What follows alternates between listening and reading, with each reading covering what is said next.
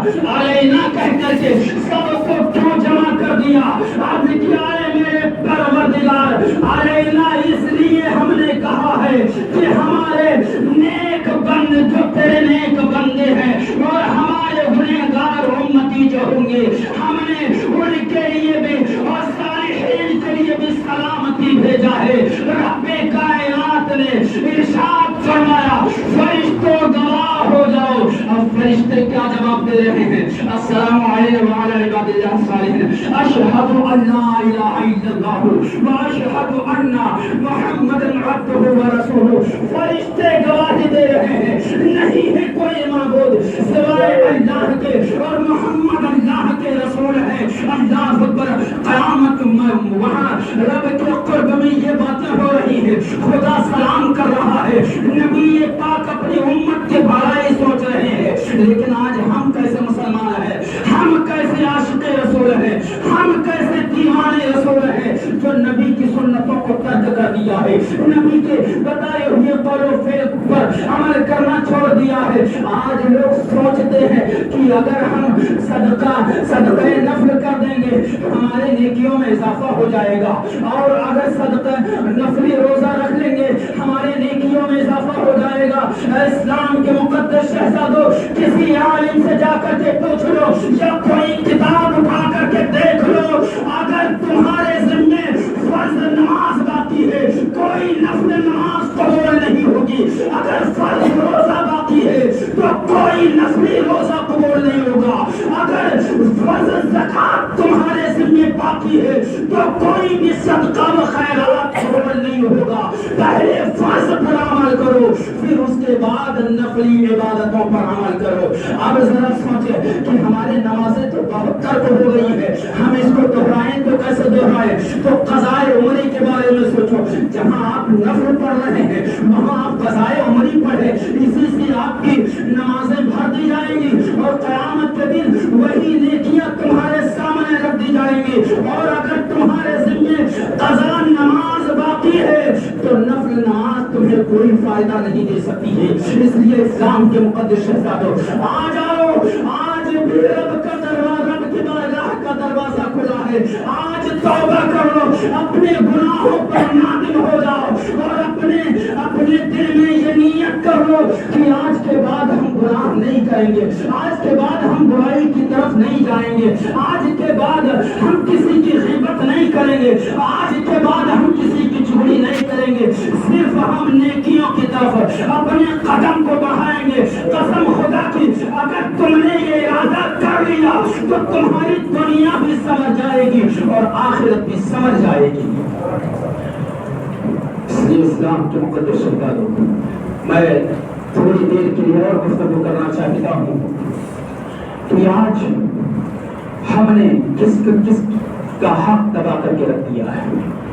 ذرا سوچیں، مقروض کے بارے میں ذکر کرنا چاہتا ہوں کہ آج لوگ دوسرے کا پیسہ لے کر کے بیٹھ گئے، دبا لیا، کمزور ہے نہیں دیں گے، کمزور ہے کس سے کیا کروائے گا، میں نہیں دیں گے بھائی، وہ تو تمہارا کچھ نہیں کر سکتا ہے۔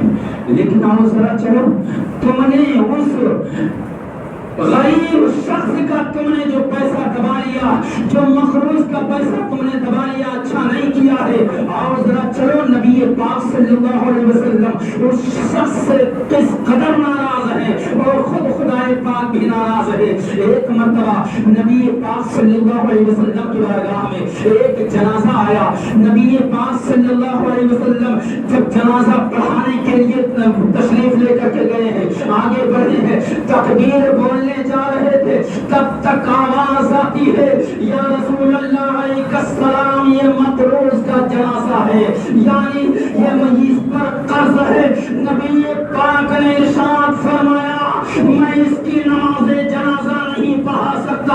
اللہ اکبر، وہ کتنا خوش نصیب ہوگا جس کے جنازے میں پیغمبر اعظم ہو، وہ کتنا خوش نصیب ہوگا جس کے جنازے میں آمینہ کا لال شامل ہو۔ پھر اس کے بعد نبی فرماتے ہیں، میں اس کی نماز جنازہ نہیں پڑھاؤں گا۔ ایک سے بڑھ کر ایک سخی موجود تھے، حضرت عمر फारूक आजम मौजूद थे, अबू बकर सिद्दीक मौजूद थे, उस्मान गनी भी मौजूद थे, सभी सहाबा कराम भी मौजूद थे। अर्ज किया या रसूल अल्लाह, क्या ये किसी मुनाफिक का जनाजा है जिसकी वजह से आपने पढ़ाने से इनकार कर दिया?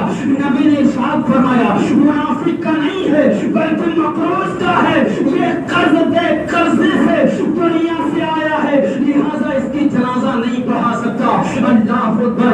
वहाँ जो सही मौजूद थे उन लोगों ने अर्ज किया या रसूल अल्लाह अलैहि सलाम, हम इसका कर्ज देते हैं और इसका जनाजा पढ़ाइए।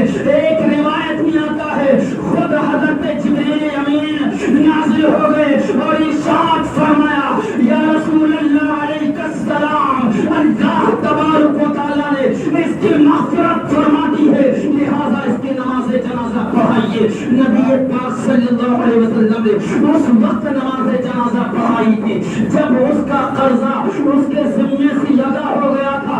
ये कितना बड़ा गुनाह है, कितना बड़ा जुर्म है।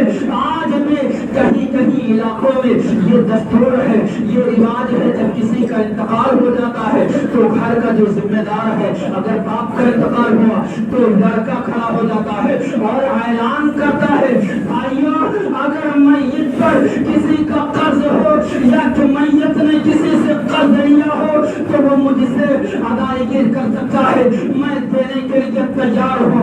उसके बाद नमाज जनाजा पढ़ाया जाता है।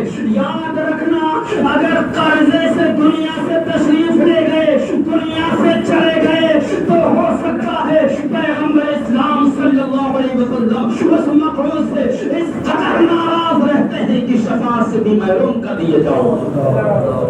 इसलिए इस्लाम के मुक़द्दस शहज़ादों, अगर किसी का हक हम पर है तो जितनी जल्द हो सके उसका हक अदा कर दे, उसका कर्जा दे दे, वरना हमारी जिंदगी का कोई भरोसा नहीं।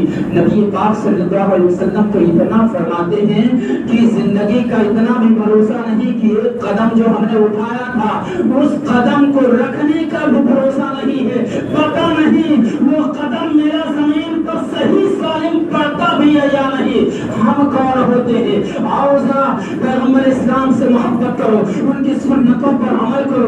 पैगंबर इस्लाम सल्लल्लाहु अलैहि वसल्लम से बढ़ करके दुनिया में कोई खूबसूरत है, उनसे ज्यादा कोई हसीन व जमील है? जो खुद खुदाए पाक ने पैगंबर इस्लाम को हसीन व जमील बना करके भेजा और इरशाद फरमाया महबूब, तुम्हारी इताअत में मेरी इताअत है, तुम्हारी फरमाबरदारी में मेरी फरमाबरदारी है। जो तुम्हारी इताअत नहीं करेगा गोया कि उसने मेरी इताअत नहीं की है, और जो जिसने तुम्हारी फरमाबरदारी नहीं किया है उसने मेरी फरमाबरदारी नहीं किया है।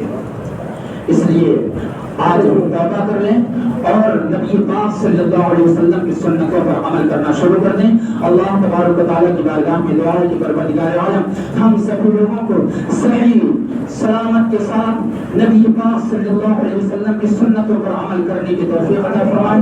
एक ज़रूरी ऐलान समाप्त कर लें कि नूरानी मस्जिद का काम शुरू हो चुका है।